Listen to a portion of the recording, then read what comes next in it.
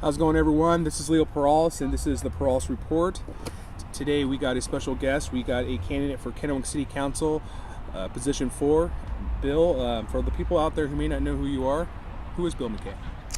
Well, I'm a business owner in town. I built a business while I was being a commercial loan officer for banks in the area. It's 27th Avenue Self-Storage out on 27th Avenue.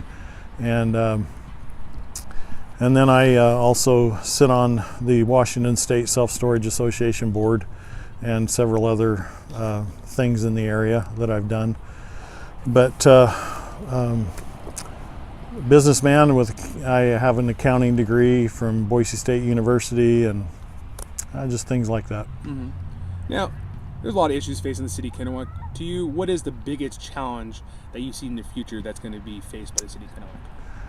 Well, if we have another winter like we had last winter, infrastructure and more specifically repairs and maintenance will be stifling. Mm-hmm. Because there's a lot of cracks and things that happened this year in the asphalt that have not been repaired, and the water will get down in those cracks and just exaggerate those cracks and make huge potholes. You'll lose a Mack truck in some of them next spring if they don't. So they've got to find money for infrastructure and whatever that takes. Would that be maybe a transportation benefit district? I don't think so. I don't think it needs to be that. They've just got to get a little more focused in their budget in what they do, and there might have to be a few cuts and things. I'm the type of guy, I run a business, it's the bottom line. You've got to have reserves and things for this type of thing, and they don't have any reserves. So hopefully if I get on, that'll be a focus to let's get a priority to the budget and stick to it. And do you feel like the city of Kennewick has budget issues? Do you feel like there's money coming in, right? We're one of the fastest growing places here in Washington, and like the Southridge area with the local revitalization fund they got over there, and since it was built and put into service, they've gotten over $5 million. So where's that money going to? A lot of us don't get to see those, like the bottom line and stuff. Would you be someone who's going to illuminate that for the community? That's been my business all my life is bottom line business. As a commercial loan officer, I had to go through businesses, financials and figure out whether we could bank them or whether we couldn't, and do the loan that they wanted, and so on and so forth. That's been my expertise all my life to do that, and so that's one area that I would really stress high if I make it and get on the city council, because I don't see it happening right now, and I'm not sure that the people on there either understand the real status of what the roads are in. I mean, I've had construction experience. I'm the only candidate, plus I will be the only councilman that has actually been through the commercial permitting process. And so that's a big part of the city's infrastructure and everything. And so, that's pretty important as well, to be able to understand what goes on during that permitting process and so, yeah, that the numbers and the permits and all that is very, very important. And I think we're lacking that right now on the council. Would you say that the city of Kennewick is the most business-friendly city in the Tri-Cities, or do you think that there's room to grow? There's room to grow, having been through that process. And when I first started building the mini storage back in 2004, the process wasn't too bad, 2004, and opened in 2005. And I've gone through that process 7 times with different phases as I built that. And each time it tended to get more difficult, more regulations, more codes. And I guess I don't understand entirely why, but if I get on there, I'm going to understand, and we're going to do what we can to make that a little bit easier for people that are investing money inside the city and trying to help things grow here. Okay. Well, speaking of growth, what can the city of Kennewick do, and what can councilmen and women do to spur more economic growth? Well, we have an economic development coordinator that is hired for the city. And so she has work to do. But the other thing is we've got to be business friendly. That's the only way businesses are going to come here, is if we're business friendly. And I'm not saying giving them tax breaks and that kind of stuff, but being able to get something done when they get here.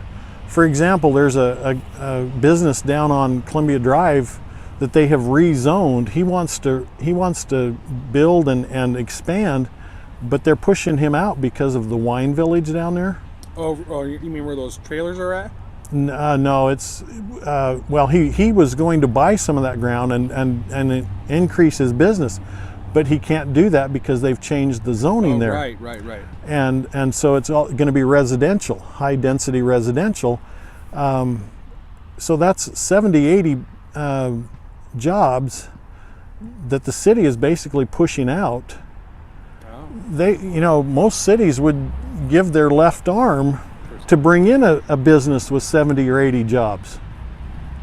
So there's some issues that I see that need to be addressed. If we want to be business friendly, that's not the way to do it, by pushing out the ones we already have. It's that type of treatment that says, hey, maybe we don't want to go to Kennewick for business development. So that's got to be addressed. We got to grandfather in some of these guys, that are in business, and not push them out. Crime, the perception of crime around here seems relatively low, but in the paper and really we've seen a lot of drive-by shootings. We just had a shooting last week right there off Olympia. Do you feel like the police department has the tools and resources it needs to combat crime? Well, I'll tell you what, if with the safety sales tax increase that happened, it shouldn't be for lack of funding. I believe they do have it. Police can't predict when somebody's going to go fly off the handle and do something stupid. And I think they do a fair job most of the time in Kennewick. In fact, I'd say better than fair. For the most part, I think they do a pretty good job. Very good job most of the time. And so to say that, yeah, I think they do. I think they've got good equipment. I think they've got good vehicles. All of them are pretty well updated. They get City of Kennewick with 0.3% increase in the sales tax. That's about $5 million a year that is in that fund that would be just for Kennewick, and so that should take care of a lot of things that they would need. Okay. So. Okay. There's been a kind of a movement for more inclusivity here in the Tri-Cities. Across the nation, you have riots like Charlottesville. So there's a lot of hate, there's a lot of discontent, and racial tensions are pretty high. Would you be in support of an inclusion statement that was trying to be passed a couple months ago by the city of Kennewick, or do you feel like it's not even needed in our community? Well, I've not seen any reason why we need that. If I thought we needed something like that, I would definitely look at it. But I've got a lot of friends that aren't white,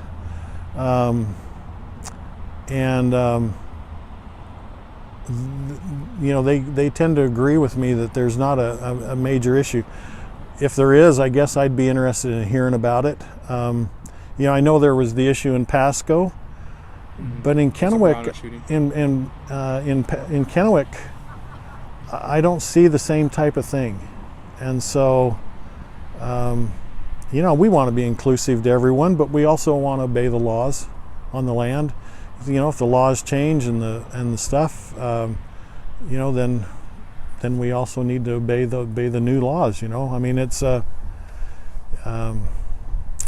we are a country of laws, and if we become a country of no laws, then we're going to be a country similar to where a lot of these immigrants come from.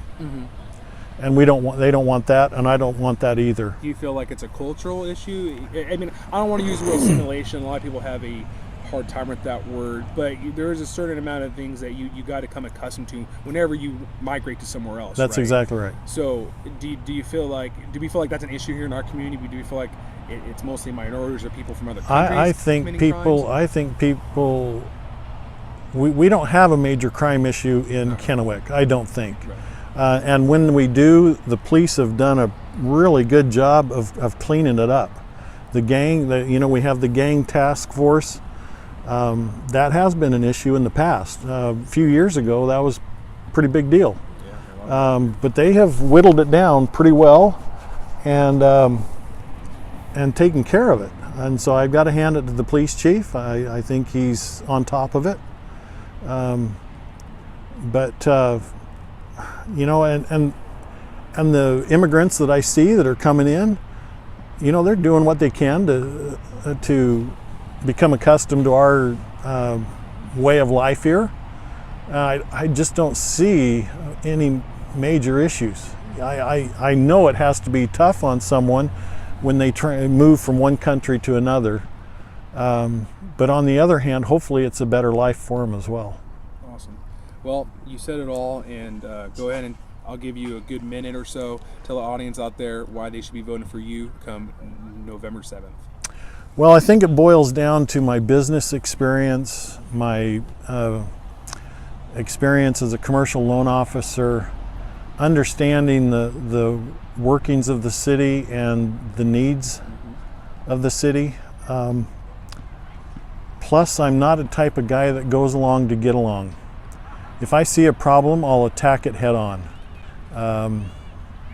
Just kind of an interesting note, my wife tells me most days that she hopes that I don't embarrass her. So, that's probably a pretty good indication of, I'm not afraid to attack something if it needs to be attacked and straightened out. Just to give you a small little example, here recently, a member of the fire department came and talked to me and told me of some issues that were getting done. I brought it up in an interview similar to this, and within a week, that was fixed and taken care of. And they'd had troubles with it for months. Wow. So I don't sit back and just watch things happen. I make them happen, and I think that's evidence from how I've built my business and how I've done things in the community. Awesome. Thank you very much, Leo. I appreciate your time. Well, thank you. Remember, Bill McKay, Kennewick City Council, Position 4. Thank you, guys. I'll see you guys soon.